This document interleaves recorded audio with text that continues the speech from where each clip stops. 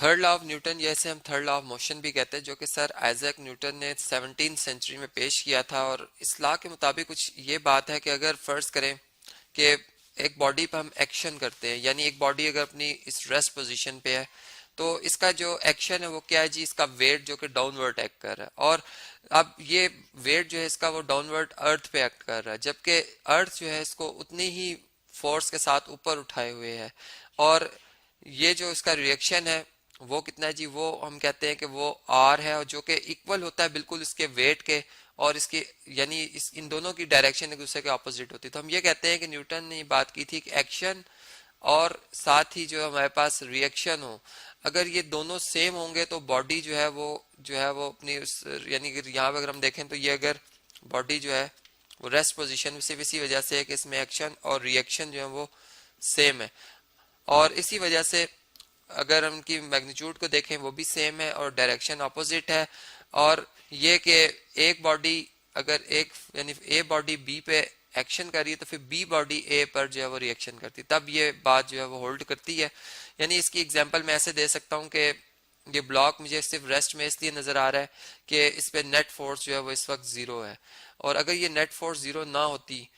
तो न्यूटन्स के यानी इससे जो पिछला हमने लॉ पढ़ा था, न्यूटन्स के सेकंड लॉ के मुताबिक फिर ये बॉडी जो है वो मूव करना शुरू कर देती है। जैसे इसकी एग्जांपल मैं ऐसे देता हूँ, फर्ज करें एक बॉडी इस तरह से तो रेस्ट में है, यहाँ पे ये रेस्ट की पोजीशन पे है, कोई मोबाइल है फर्ज करें। और अब मैं क्या करता हूँ जी कि मैं इस मोबाइल फोन को अपने हाथ से जो है वो पुश करता हूँ। अब क्या होगा कि ये मोबाइल फोन जो है वो मेरे हाथ से यानी जब इसको टच करूंगा ये आगे की तरफ मूव करेगा, मैंने एक एक्शन किया। अब रिएक्शन के तौर पर क्या होगा कि ये मोबाइल फोन जो है उसी वक्त उसी लम्हे मेरे ऊपर भी उतनी ही फोर्स जो है, अगर मैंने 5 न्यूटन की फोर्स अप्लाई की है लेफ्ट डायरेक्शन में, तो राइट डायरेक्शन पे मेरे हाथ पे भी एक फोर्स महसूस होगी। लेकिन अब ऐसा कि मोबाइल चूंकि जिस फ्लोर किस जिस अब यानी टेबल पे पड़ा है अगर फर्ज करें, तो वो क्या होगा, अगर स्मूथनेस ज्यादा है तो वो फोर्स मेरे हाथ पे कम महसूस होगी और मोबाइल आगे की तरफ मूव कर जाएगा। इसलिए हम डेली लाइफ में कुछ चीज जब धकेलते हैं तो हम देखते हैं कि हम उसको जब धक्का देते हैं तो वो यानी थोड़ी सी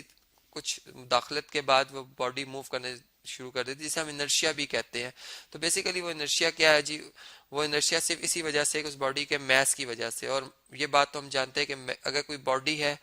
अगर वो कोई मैटर रख रही है तो इसका कोई ना कोई मैथ जरूर होगा, तो मैथ जीरो नहीं हो सकता। तो यहाँ से एक्शन और रिएक्शन की जो ये बात है वो हमें फिर इस तरह से समझ में आती है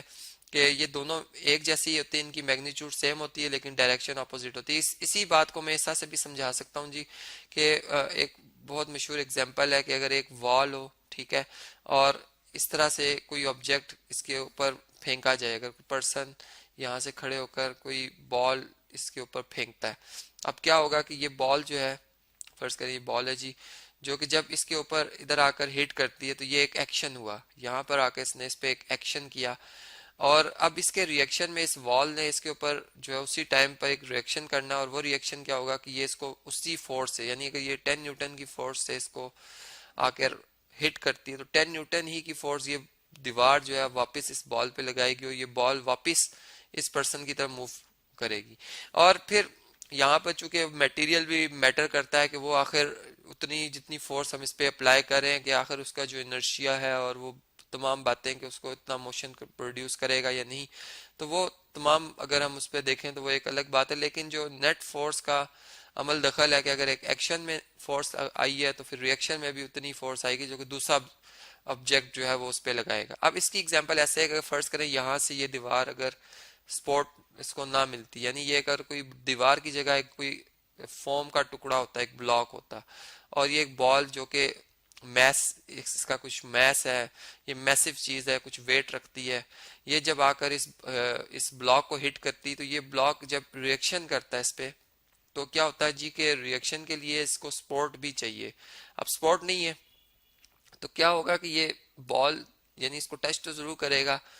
क्योंकि रिएक्शन करना है, लेकिन ये साथ ही नीचे की तरफ गिर जाएगा। तो हमने देखा कि एक्शन के तौर पर बॉल ने इसको हिट किया और रिएक्शन के तौर पर बॉल जो है वो नीचे गिर गई। इसी तरह एक बहुत यानी अगर एडवांस टेक्नोलॉजी के हवाले से देखें तो एक रॉकेट जो है हमारे पास, जो कि जिसमें के फ्यूल जो है वो भर दिया जाता है और वो फ्यूल जो है इसकी मिकदार इतनी ज्यादा रखी जाती है कि जिस वक्त उसको बर्न किया जाता है तो गैसेस एकदम से जब उसके सिलेंडर से निकलती हैं तो वो एक ज़मीन पर एक प्रेशर मिलकर प्रोड्यूस करती हैं, जो कि बहुत ही